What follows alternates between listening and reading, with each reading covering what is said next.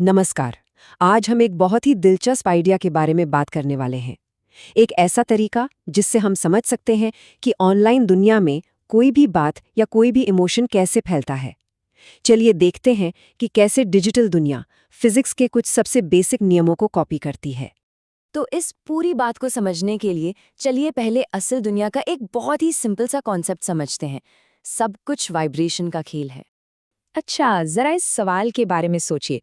एक हिलता हुआ पुल, एक आवाज से टूटता हुआ कांच का ग्लास और एक वाइब्रेट करता हुआ ट्यूनिंग फोक। इन तीनों में जो बिल्कुल अलग-अलग चीजें हैं, क्या एक बात कॉमन हो सकती है?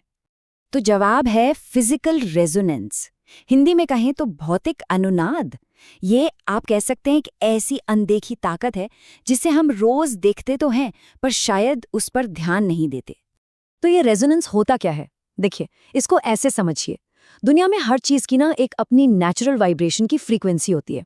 अब जब कोई बाहर की ताकत ठीक उसी फ्रीक्वेंसी पर एनर्जी देती है, तो उस चीज का वाइब्रेशन बहुत बहुत ज्यादा बढ़ जाता है।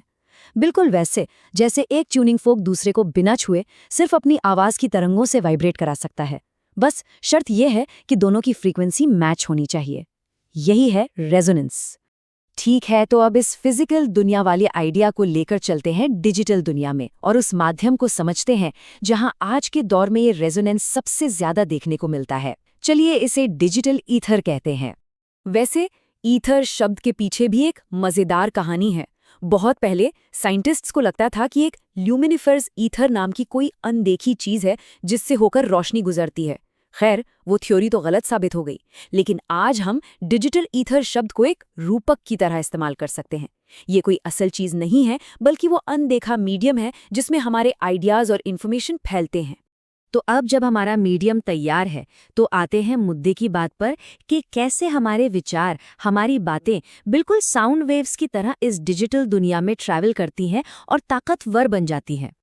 और यही है इस पूरी बातचीत का सबसे जरूरी हिस्सा, डिजिटल हार्मोनिक रेजोनेंस। ये तब होता है जब कोई पोस्ट, कोई वीडियो या कोई भी आइडिया लोगों के पहले से मौजूद विश्वासों या इमोशन से जाकर मैच कर जाता है। समझ लीजिए कि वो बिल्कुल सही तार छेड़ देता है और फिर पूरा नेटवर्क, मतलब हम लोग और एल्गोरिदम, उसे और भी ज्यादा फैला देते हैं।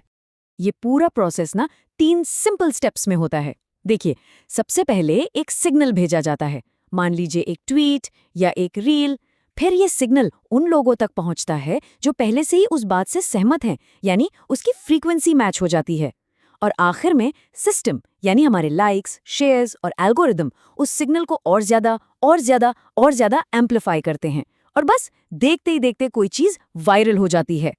तो चलिए अब जरा आगे बढ़ते हैं और देखते हैं कि इसके नतीजे क्या होते हैं। एक बात समझना बहुत जरूरी है, ये जो रेजोनेंस है ये अपने आप में ना अच्छा है ना बुरा। ये तो एक न्यूट्रल फोर्स है जिसके अच्छे और बुरे दोनों तरह के असर हो सकते हैं। अगर हम इसके पॉजिटिव साइड को देखें तो ये डिजिटल रेजोनेंस हम सबको जोड़ सकता है। जब अच्छे आइडियाज की फ्रीक्वेंसी मैच होती है तो हम बड़े बड़े ग्लोबल मूवमेंट खड़े कर सकते हैं, मिलकर कुछ क्रिएटिव कर सकते हैं, एक दूसरे को बेहतर समझ सकते हैं। ये बिल्कुल एक खूबसूरत सिम्फनी की तरह है। लेकिन जैसा कि कहते हैं, हर सिक्के का एक दूसरा पहलू भी होता है। जब नफरत फैलाने वाले या झूठे आइडियाज की फ्रीक्वेंसी मैच हो जाती है तो यही रेजोनेंस नफरत, गलत जानकारी और समाज में बंटवारे को बढ़ा सकता है। और तब ये एक खूबसूरत सिम्फनी नहीं बल्कि कानों को फाड़ देने वाला शोर बन जाता है। ये टेबल देखिए, इससे दोनों पहलू बिल्कुल साफ हो जाते हैं। एक तरफ है हार्मोनिक रेजोनेंस, जो कुछ अच्छा, कुछ कंस्ट्रक्टिव करता है, जैसे सामाजिक बदलाव लाना या लोगों को जोड़ना।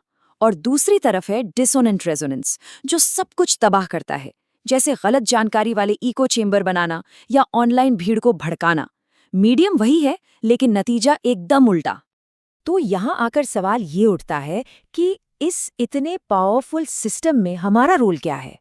क्या हम सिर्फ दर्शक हैं जो ये सब होता हुआ देख रहे हैं, या हम भी इसका एक एक्टिव हिस्सा है? तो हमें कुछ बातें समझनी होंगी। हमारे अपने जो विश्वास है, हमारी अपनी जो सोच है, वो एक ट्यूनिंग फोक की तरह काम करती है, जो कुछ खास तरह के आइडियाज से ही रेजोनेट करती है। हमारा हर एक लाइक, हर एक शेयर उस सिग्नल की ताकत को बढ़ाता है। इसीलिए हम किस चीज को आगे बढ़ा रहे हैं, किस आवाज को ताकत दे रहे हैं, इस बात को लेकर जागरूक होना ही इस डिजिटल म्यूजिक को बदलने का पहला कदम है। और ये एक बहुत ही पावरफुल आइडिया है, इस पर जरूर गौर कीजिएगा। ये सिस्टम सिर्फ हमारे साथ नहीं हो रहा है, ये हमारे जरिए हो रहा है। ये जो नेटवर्क है ये हमारे एक्शन, हमारी पसंद, हमारे इमोशन से ही तो बना है। इन्फॉर्मेशन का जो बहाव है वो हमसे होकर गुजरता है, हम खुद इस मीडियम का हिस्सा हैं। तो आखिर में मैं आप सबके लिए एक सवाल छोड़कर जा रहा हूं। हम क्या हैं? सिर्फ एक साज जिसे बाहर की ताकतें अपनी धुन पर बजा रही हैं, या हम वो साजिंदा हैं, वो प्लेयर हैं जो सोच समझकर ये चुन सकते हैं कि कौन सी धुन बजानी है और कौन सी नहीं? इसका जवाब डिजिटल दुनिया के साथ हमारे रिश्ते को पूरी तरह से बदल सकता है। सोचने के लिए शुक्रिया।